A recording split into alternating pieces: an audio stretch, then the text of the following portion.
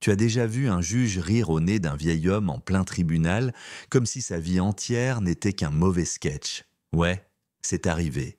Et ce qu'il n'avait pas vu venir, c'est que 5 minutes plus tard, la salle allait basculer à cause d'une fille qu'il pensait invisible, et qui, en vérité, tenait dans ses mains toute la mémoire d'un quartier.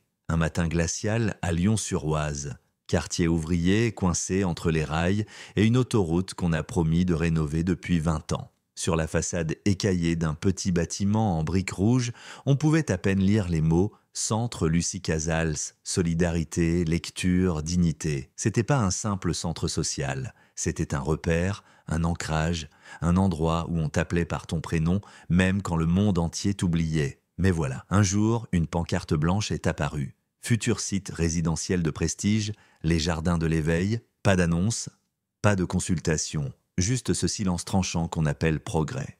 Et face à ça, il y avait Maurice Delmas. Maurice, 70 ans, veuf, ancien concierge, un homme discret avec des mains abîmées par le savon noir et des années de silence. Il s'est pointé au tribunal tout seul, sans avocat, son vieux cartable tenu contre lui comme un gilet pare-balles. Dans la salle d'audience, il faisait froid, pas à cause de la météo, non. C'était ce froid qu'on ressent quand on comprend qu'on est là juste pour faire joli. Le juge, maître Dorval, connu pour sa rigidité et son humour cruel, l'a accueilli avec un sourire pincé. « Vous avez un costume, monsieur Delmas ? Ou vous espérez qu'on prenne votre blouse pour une preuve d'innocence ?» Et là, certains ont ri. Dans le public, dans la défense, même le greffier a levé les yeux, sauf une jeune femme assise derrière son écran, lunettes fines, regard perçant, Léa Delmas. Elle ne portait pas son nom sur sa plaque professionnelle. À Paris, elle s'appelait Léa Marais. Avocate en droit administratif diplômée de Sciences Po, elle avait fui ce quartier, ce passé, mais elle était revenue, parce que quand son père l'avait appelée, sa voix tremblait, comme si chaque mot luttait pour ne pas s'effondrer. « C'est le centre de maman. Ils veulent le raser. » Alors Léa avait pris le premier train, et quand elle est entrée dans la salle d'audience, personne ne l'a remarqué. Pas encore, mais elle a tout vu. Le juge qui surjoue son autorité. L'avocat du promoteur, un type lisse comme un couvercle de casserole qui parlait de terrain abandonné alors que des gamins y faisaient encore leur devoir 2 mois plus tôt. Et son père, seul, debout, tenant dans ses mains des lettres, des photos, des actes que personne ne voulait regarder. Le jugement était plié d'avance. Dorval l'a dit même. Vous avez 48 heures pour prouver que ce bâtiment est encore d'utilité publique ou il sera saisi pour réaffectation. Maurice n'a rien répondu.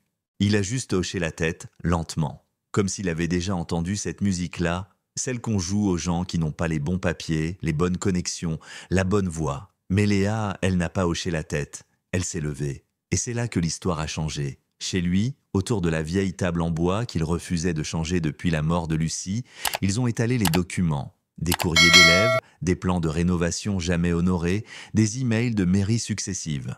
Mais surtout, un détail étrange, une modification de zonage déposée en douce à 23h52, 2 mois plus tôt. Un changement qui faisait passer le centre du statut de service public à zone commerciale potentielle, caché dans un PDF de 94 pages. Personne n'aurait dû le voir, mais Léa, elle l'a vu. Et juste là, twist. 2 hommes en costume débarquent chez Maurice, sans convocation, sans badge. On voulait juste discuter. Éviter des tracas inutiles, dit l'un, sourire plaqué sur les dents. L'autre, il regarde autour, note les détails.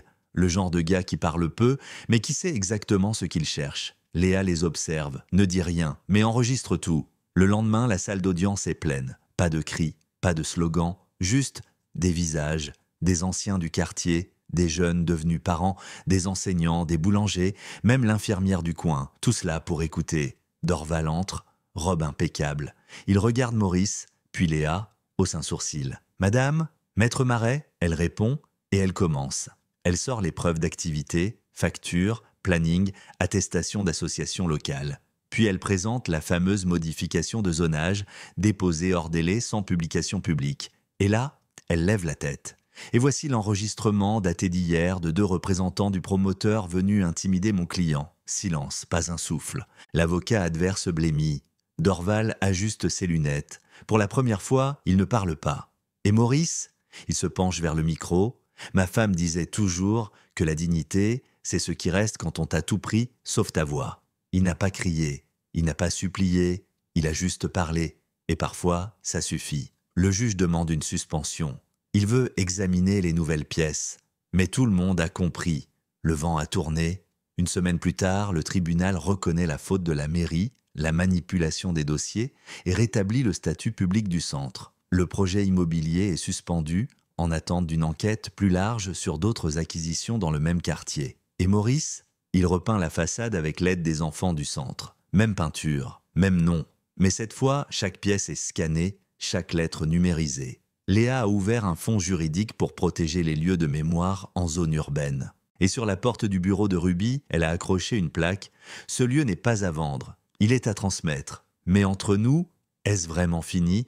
Parce que dans les quartiers, comme celui-là, l'histoire se répète, encore et encore. Alors dis-moi, qu'est-ce qui vaut plus à tes yeux, un souvenir qu'on partage ou un loyer qu'on encaisse? Fais-moi savoir dans les commentaires ce que toi t'en penses. La justice, c'est toujours noir et blanc, ou y a-t-il des zones grises qu'on refuse de voir? Et si cette histoire t'a touché, partage-la, clique sur j'aime et abonne-toi. Parce que parfois, la mémoire, c'est tout ce qu'on a pour résister.